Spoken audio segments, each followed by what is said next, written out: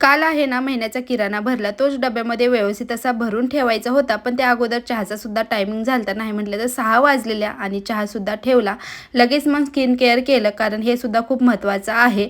त्यानंतर मग लगेच चहासुद्धा रेडी झालता आणि मस्त असा गरगरीत चहा दोघींनी पिऊन घेतला. अन्वीसाठी चहान दूध आणि मी चहान बिस्किट खाऊन घेतलं.